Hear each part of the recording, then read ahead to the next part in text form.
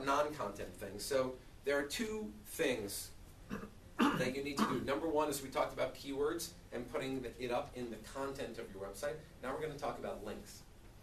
So links, is the basis of all SEO is content, which shows authority on your website, and now links, which show popularity. So that means that, going back to your school, if you have other websites that are linking to you, that's going to show how popular you are. So you have control over the content of your website. You can build up your website as much as you want. But what is more difficult is building up the links. And what we do is we build blogs, outside blogs. We comment on other websites. We're always trying to get links towards us and building other websites. And going back to the domain names very quickly, the reason why I buy up other domain names is related to my industry. So let's go back to PD's Closet.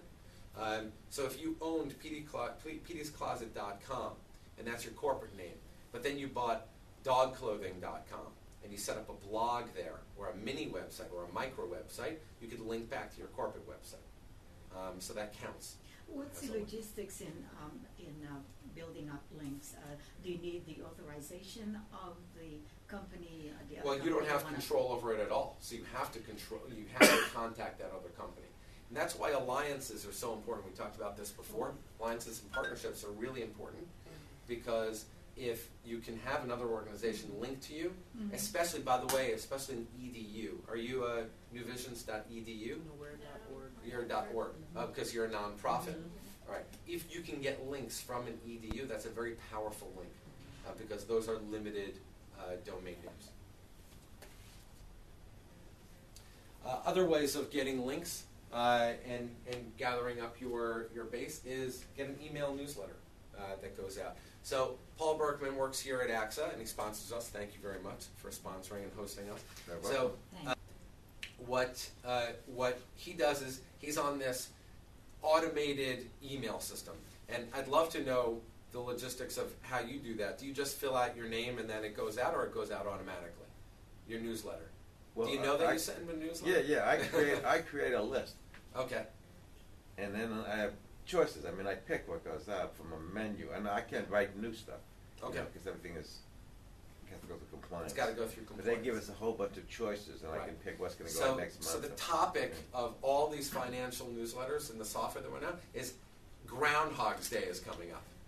So now Groundhog's Day might not be important to you, but I actually love the movie Groundhog Day.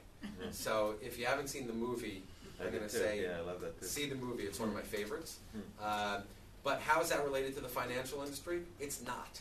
But what you do is you use interesting content to get your readers to read your email. So there's this big sporting event. Does anyone know what's coming up on Sunday? So the Super Bowl is coming up on Sunday. So each and every one of you should be writing something about the Super Bowl. If it has nothing to do with the financial industry, the educational industry, the printing industry, dog clothing, you should be writing about the Super Bowl. And just say, hey, the Super Bowl is coming up. Buy dog clothing. That's it. Just mention it. So remember, there are 52 weeks in a year.